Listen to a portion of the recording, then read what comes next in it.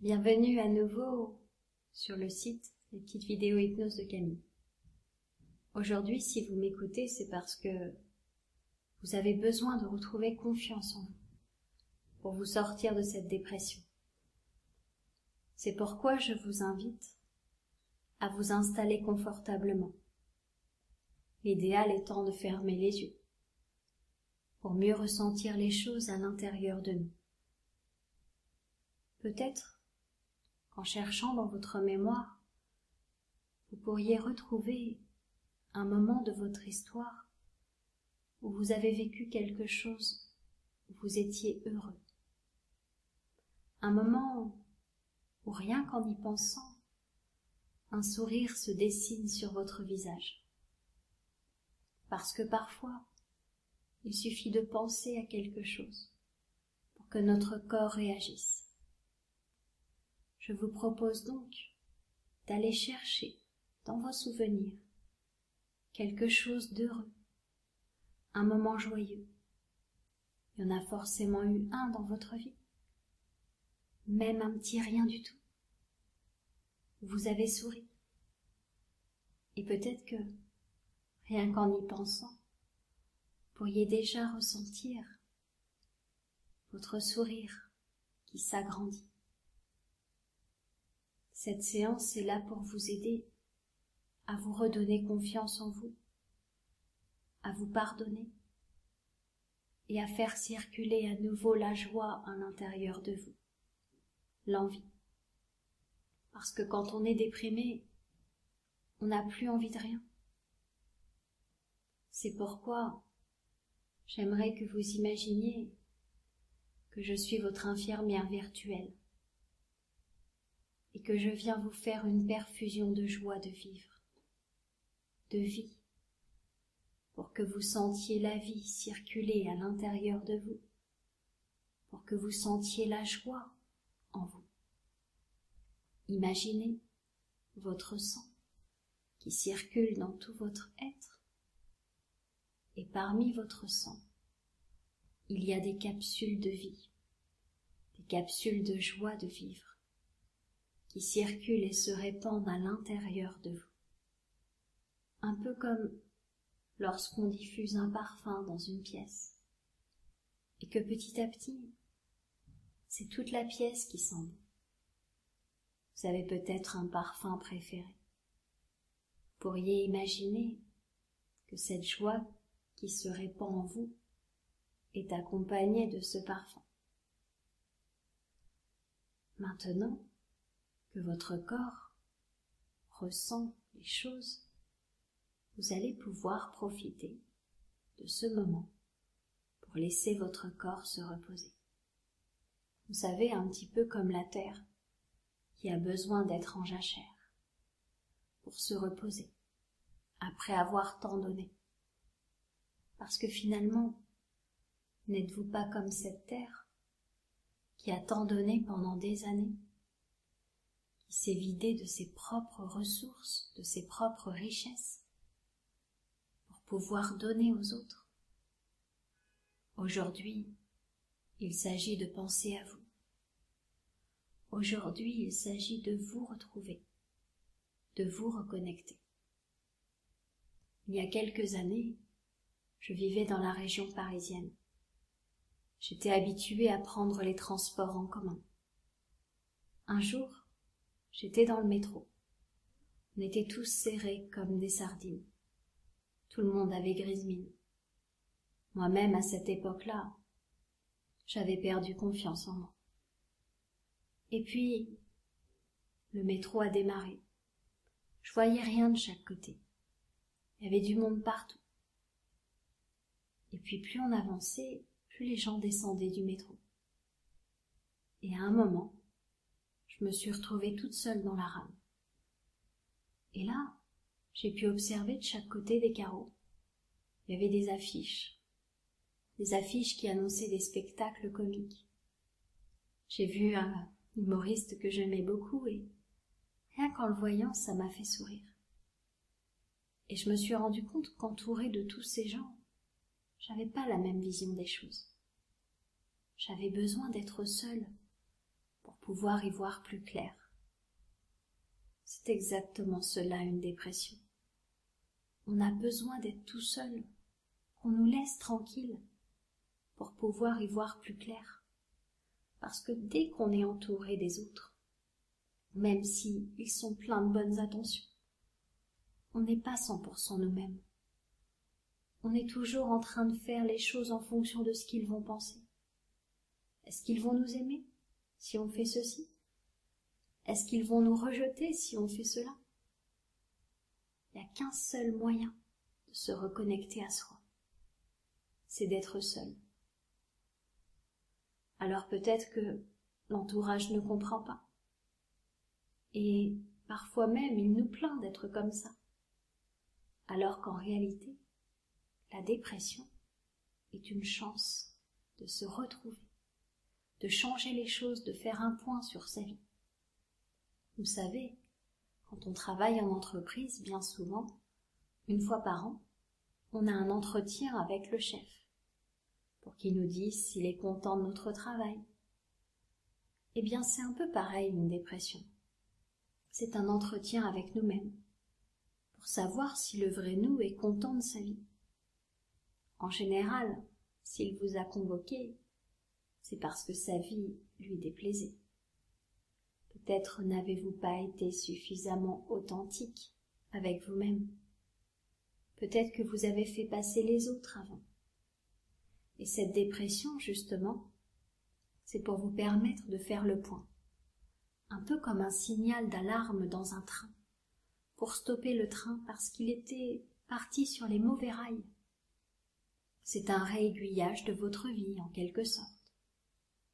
Alors, plutôt que de voir ça comme une période triste, pourquoi ne pas voir cette période comme une chance?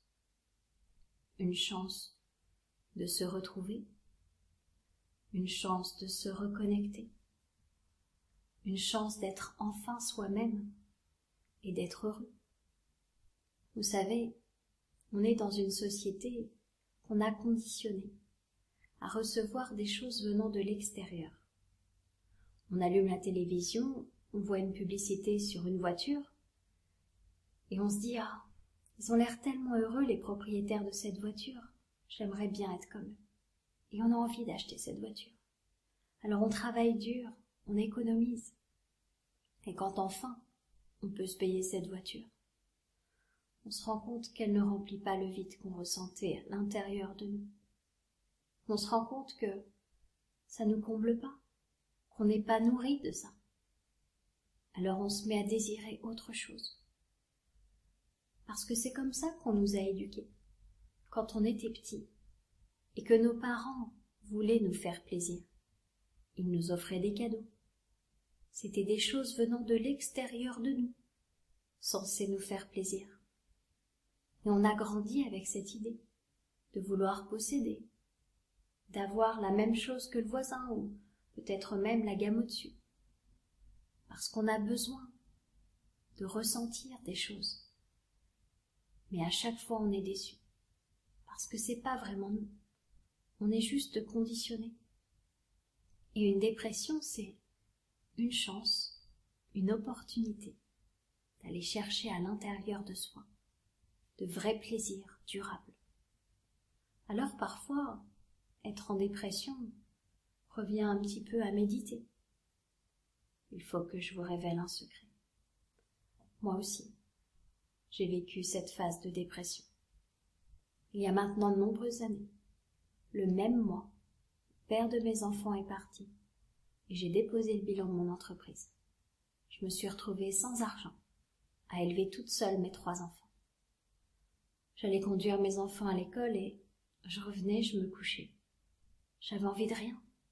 Je mettais mon réveil pour aller les chercher à la sortie de l'école, mais entre-temps rien. J'avais envie de rien. Jusqu'à ce que je trouve un livre. Un livre qui a éveillé en moi l'envie d'en savoir plus. Et je me suis mis à lire, et à lire, et à lire. Et là, j'ai découvert le développement personnel. Grâce à ça, je me suis mise sur le chemin de l'hypnose. J'ai vraiment appris beaucoup de choses. Et c'est parce que je suis passée par ce tunnel de la dépression qu'aujourd'hui je peux vous aider. Je peux pas faire le chemin à votre place. Je peux pas traverser le chemin. Je peux pas traverser le tunnel. Mais je peux vous attendre au bout du tunnel, avec ma lumière, et vous dire que c'est possible, que vous allez y arriver, qu'il y a des choses géniales après. Si vous saviez comme je suis heureuse désormais. J'ai traversé tout ça. Par moments, j'ai cru que je n'y arriverais pas. Mais il y a toujours eu cette étincelle de vie à l'intérieur de moi qui m'a poussée à avancer. Avec du recul aujourd'hui, je me rends compte que tous ces après-midi que je passais au lit à attendre que ça passe, en fait, je les ai passés à méditer, à penser, à me reconnecter à moi. J'étais enfin là pour moi-même et j'ai appris ce que j'aimais. Je me suis mis à faire des choses que je n'avais jamais faites avant. J'ai pris confiance en moi, qui avait été rabaissée auparavant. Et je sais que vous allez y arriver, parce que tout le monde peut y arriver. Mais vous savez ce que c'est qu'une dépression? C'est le mélange de deux choses, la culpabilité et la dévalorisation. Alors si j'arrive à vous redonner confiance, si j'arrive à vous permettre de vous pardonner, d'être humain et imparfait, alors vous allez sortir de cette dépression. Laissez-moi vous guider. Laissez-moi vous emmener à l'intérieur de vous-même pour que vous trouviez votre lumière, votre étincelle. J'ai une très bonne amie à moi, ma meilleure amie d'ailleurs, qui fait de la politique. Elle est persuadée qu'elle va pouvoir aider toute sa ville, et même plus si elle pouvait, à être plus heureuse, à mettre en place des choses. Et il y a un problème chez elle, c'est qu'elle déteste perdre. À chaque fois qu'elle fait des élections, elle en est malade. Elle a peur de perdre. Alors je lui demande pourquoi et elle me dit « Parce que je pourrais tellement aider ces gens-là que s'ils votent pour quelqu'un d'autre que moi, peut-être que l'autre ne les aidera pas autant. » Et je lui dis « Cherche encore, il y a autre chose derrière. Pourquoi est-ce que tu n'aimes pas perdre ? » Eh bien, parce que s'ils ne votent pas pour moi, c'est peut-être qu'ils ne m'aiment pas, qu'ils ne croient pas en moi, qu'ils ne me reconnaissent pas. Je crois que c'est plutôt ça. Et pourquoi la petite fille en toi a tellement besoin de reconnaissance? Pourquoi est-ce qu'elle a besoin que les gens croient en elle, que les gens votent pour elle? Peut-être parce que petite, mes parents n'ont pas cru en moi. Oui, je crois que c'est ça. Tu sais, tous nos comportements que nous avons aujourd'hui à l'âge adulte découlent de l'enfance que nous avons. Et il faut parfois se demander pourquoi. Pourquoi est-ce que je réagis comme ça? Demandez-vous, pourquoi ça vous arrive aujourd'hui, cette dépression-là? Qu'est-ce qui a fait dans votre vie que vous avez perdu de confiance en vous? Qu'est-ce qui a fait dans votre vie que vous vous êtes senti dévalorisé? Qu'est-ce qui a fait que vous avez culpabilisé? Parce que quoi qu'il soit arrivé, vous êtes humain et imparfait. Vous avez le droit de vous tromper. On a le droit de faire des erreurs. C'est de refaire les mêmes erreurs qui est mauvais. Mais on a le droit de se tromper une fois. Alors que diriez-vous de commencer à vous pardonner et à voir que vous êtes une personne de grande valeur? Un peu comme si vous étiez sur une étagère dans un magasin avec des étiquettes. Regardez votre valeur. Combien valez-vous?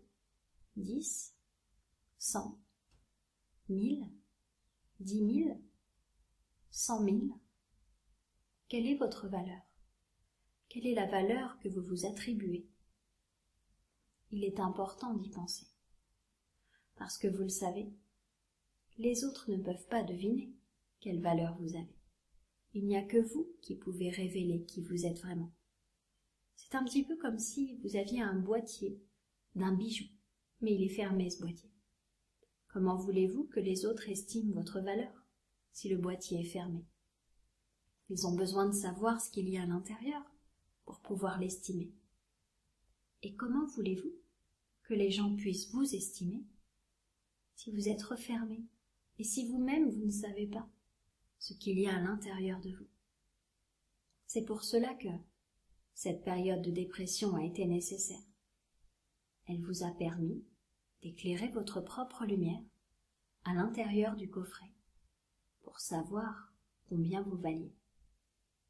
Alors, vous savez, pour estimer un objet, on juge à sa rareté.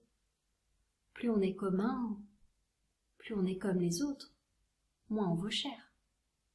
Plus on est unique, important, irremplaçable, plus notre valeur augmente. C'est un peu comme une toile de grand maître. Ses reproductions valent si peu. À partir de maintenant, vous allez revaloriser votre prix. Imaginez-vous, vous êtes là sur une étagère dans un magasin, vous avez votre étiquette de prix. Vous allez arracher cette étiquette de prix et vous allez en mettre une nouvelle, avec plein de zéros derrière. Parce que vous valez des milliards, parce que vous êtes unique, vous êtes une œuvre rare. Et c'est parce que vous êtes unique qu'on va vous aimer. On n'a pas besoin de copies conformes d'autres personnes. On les a déjà, celles-là. On veut des gens différents, qui vont compléter le puzzle de l'humanité. Je suis sûre que vous avez des qualités que vos amis n'ont pas. Je suis sûre que vous savez faire des choses que certains ne savent pas. Vous avez ce côté unique. Moi, par exemple, quand j'ai commencé ce métier, je voulais faire comme les grands hypnothérapeutes. Je voulais faire la même manière qu'eux. Quand je trouvais un texte d'eux, j'étais hyper contente. Parce que je me disais, si je lis exactement la même chose qu'ils ont dit à leurs patients, alors c'est sûr, ça va super bien marcher. Bizarrement, les résultats étaient plutôt mauvais. Alors j'ai commencé à écrire ma technique. J'ai commencé à écrire mes histoires avec ma manière de faire. Et les résultats ont commencé à être très bons. Et plus je me faisais confiance, plus je faisais les choses à ma manière, et plus les résultats étaient spectaculaires. J'ai rencontré il y a quelque temps un grand hypnothérapeute qui fait ça depuis 40 ans. Et quand il est arrivé face à moi, je me suis tenue droite, les 2 pieds bien ancrés au sol. Et je me suis dit, je vais pas me laisser me démonter. Il a sa technique, j'ai la mienne. Eh bien, figurez-vous qu'il m'a félicité. D'être différente. C'était le plus beau compliment qu'on pouvait me faire. Que moi, ma manière différente, était importante, qu'elle aidait les gens, que j'avais le droit d'être différente. Alors, je me suis dit, il faut que j'aille dans tous les collèges et tous les lycées de France. Il faut que je parle à tous les élèves et que je leur dise à tous, vous avez le droit d'être différents. Vous avez le droit de faire les choses autrement. Et je me suis rendu compte que, dans toutes les entreprises où j'ai travaillé avant, j'avais souvent mis ma créativité de côté, pour mieux correspondre aux critères qu'on m'avait demandés. Mais voilà qu'en y réfléchissant, c'est à chaque fois que j'avais fait appel à ma créativité, à mon originalité, que j'avais réussi à faire des choses que les autres n'avaient pas fait. Parce que quand on s'assume, quand on ose être différent, alors les choses peuvent devenir si belles et si grandes. Je ne sais pas pourquoi vous êtes en dépression. Ce que je sais, c'est qu'il y a une solution. C'est de vous redonner de l'espoir que les choses aillent mieux après. Je suis bien placée pour savoir que tout peut s'arranger. Alors peut-être pourriez-vous imaginer un jardin potager dans lequel nous pourrions semer maintenant des graines d'espoir. Imaginez un sac de semences et répandez les graines sur le sol. Et dès qu'il va pleuvoir, dès que vos larmes vont couler, les graines vont pouvoir pousser. Oui, c'est important que vos larmes puissent couler, parce que si vous en êtes là aujourd'hui, c'est parce que vous avez gardé à l'intérieur de vous des émotions, et notamment de la tristesse. C'est important de s'autoriser à évacuer la tristesse, la colère, la peur, la joie. Souvent les personnes sont comme des éponges, elles retiennent tout ça. Et ça crée de la frustration. Parce qu'elles se disent « Mais qu'est-ce qu'un tel va penser si j'exprime ma peur? Qu'est-ce qu'il va dire si je suis en colère? Qu'est-ce qu'elle va penser si je suis ainsi ?» On est toujours en train de se demander ce que les autres vont penser, au lieu de penser d'abord à soi. Et c'est à ça que va vous servir cette dépression, à penser d'abord à vous. On ne peut pas sauver quelqu'un quand on est en train de se noyer. Il faut d'abord se sauver. Et c'est ce que vous êtes en train de faire. Vous étiez en train de vous noyer, et je vous lance une bouée pour que vous puissiez sauver votre vie. Une fois que vous serez sur la berge de la rivière, vous pourrez envoyer des bouées aux autres. Mais il faut d'abord vous sauver. Il faut d'abord reprendre goût à la vie. Des fois, des gens viennent me voir et me disent qu'ils ont complètement perdu le goût de la vie. Même leurs enfants n'arrivent pas à leur donner envie de se lever le matin. Tout les gonfle, il n'y a plus rien qui leur plaît. Ils ont juste envie de se laisser aller. Et je leur dis, c'est génial, vous êtes au stade juste avant la transformation. Alors ils me regardent étonnés, et je leur réponds, oui, vous êtes comme une chenille. En ce moment, vous fabriquez votre cocon. Et vous le savez, la chenille, lorsqu'elle est dans son cocon, elle ne bouge plus, elle ne fait plus rien. Elle médite, elle attend. Elle attend le temps où elle va pouvoir sortir de sa chrysalide, devenir un papillon et déployer ses ailes. Pour moi, la dépression, c'est juste la période du cocon. Ce moment où on est enfin avec soi-même, plus personne de l'intérieur ne peut interférer avec l'extérieur. On est tranquille, on est bien, on fait les choses pour nous. Alors, plutôt que de voir cette période comme quelque chose de négatif, que diriez-vous de voir ça comme quelque chose de positif, comme une transformation qui va bientôt avoir lieu, une transformation qui va vous permettre de renaître comme au printemps. C'est juste l'hiver en ce moment, pour vous, à l'intérieur de vous, tout s'est gelé, mais la sève continue à circuler, la vie continue à circuler en vous.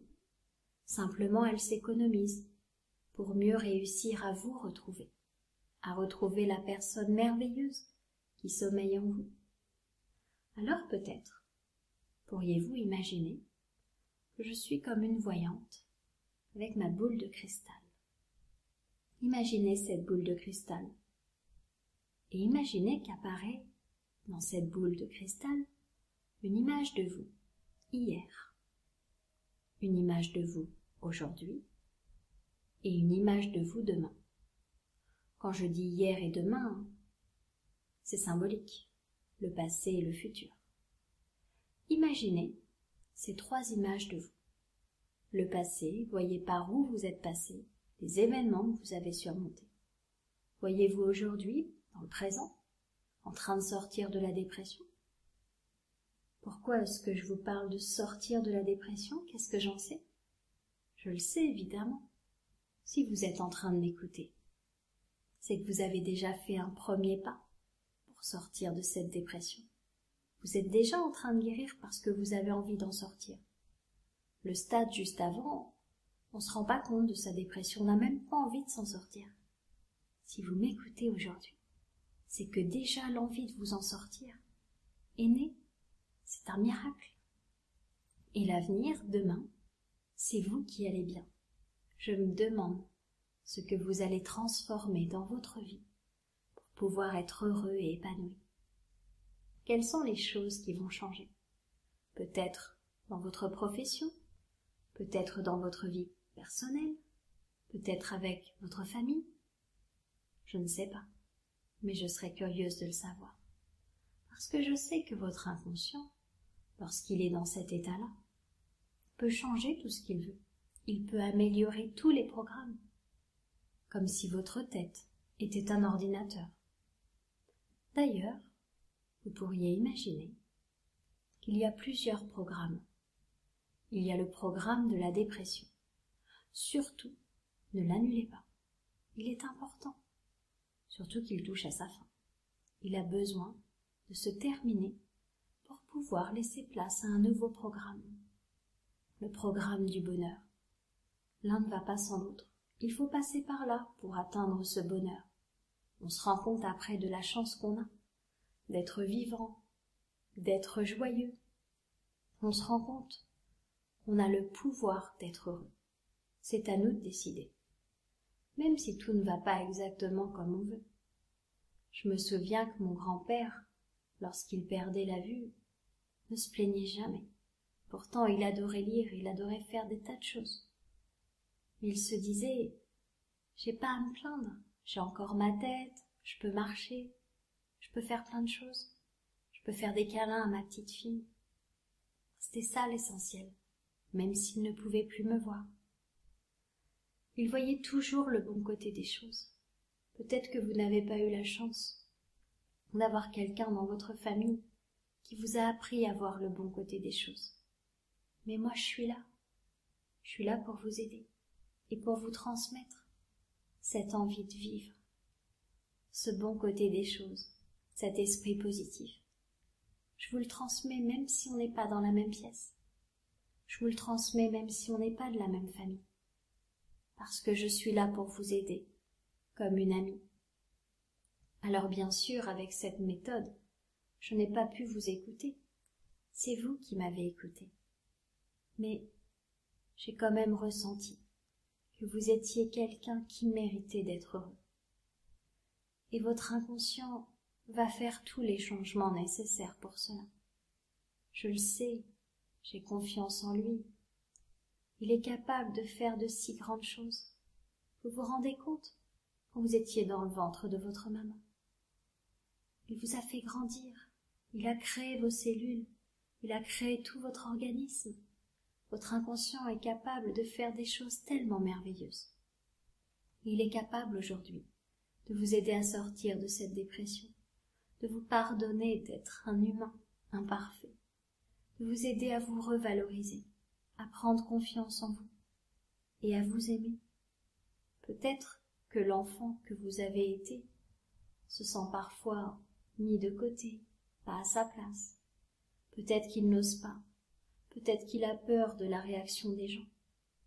Mais aujourd'hui, vous êtes l'adulte qui peut l'aider, qui peut lui donner toute cette reconnaissance dont il a besoin, qui peut lui donner tout l'amour dont il a besoin.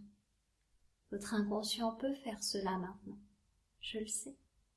Alors peut-être pourriez-vous vous imaginer, d'ici quelques jours, quelques semaines, quelques mois, quelques années, et voir à quel point vous êtes heureux. Imaginez comme moi ça m'a fait. En prenant du recul aujourd'hui, je remercie cette dépression d'être arrivée. Sinon, qu'est-ce que j'aurais fait? Je me serais remise à fond à travailler. J'aurais pas pris le temps de réfléchir à ma vie, de savoir ce que je valais, ce que je voulais, qui je voulais devenir. Cette dépression a été vraiment utile et je la remercie d'être arrivée dans ma vie parce qu'elle m'a transformée. Avant elle, j'étais vouée à une grande carrière dans le commerce. J'étais à fond là-dedans. Après elle, j'étais vouée à une grande carrière pour aider les gens. Grâce à elle, je suis devenue quelqu'un de meilleur. J'étais si égoïste avant. Et ça m'a permis de me rendre compte du malheur des gens parce que j'y étais moi-même passée. Et je sais que cette dépression que vous traversez, elle va vous permettre d'évoluer, de grandir. C'est un petit peu comme une tornade dans une vie. Elle emmène tout sur son passage. Mais elle laisse l'essentiel. Elle a peut-être emporté votre maison, vos meubles, vos habits. Mais vous, vous êtes là. Le vrai vous. Celui qui s'est démaquillé, qui a enlevé son masque. Je sais que c'est le vrai vous qui m'écoute. Et je sais que c'est le vrai vous qui va guérir, qui va sortir de cette dépression. Parce que le vrai vous va découvrir que vous êtes une personne exceptionnelle, que vous méritez vraiment d'être heureux. Votre inconscient va donc pouvoir accélérer ce processus de dépression, pour que vous trouviez les réponses plus rapidement que moi j'ai eues. Bah oui, je suis là pour vous aider. Ça sert à ça l'expérience des autres. Je peux pas vivre la chose à votre place, mais je peux vous parler de ce que moi j'ai vécu. Et ça peut vous aider à évoluer plus vite. Alors je vous donne toute la lumière que j'ai pour que vous puissiez vite traverser ce tunnel, pour que vous puissiez vite vous sentir bien, pour que vous puissiez faire les choses pour vous. Parfois, je compare la dépression à un accident de la route. Vous savez, quelqu'un qui doit tout réapprendre, réapprendre à marcher, réapprendre à manger, réapprendre les bases. Eh bien, c'est un peu pareil la dépression, sauf que c'était pas votre corps qui ne fonctionnait plus. Vous allez réapprendre à vous aimer. Vous allez réapprendre à vous faire confiance. Vous allez réapprendre à rêver.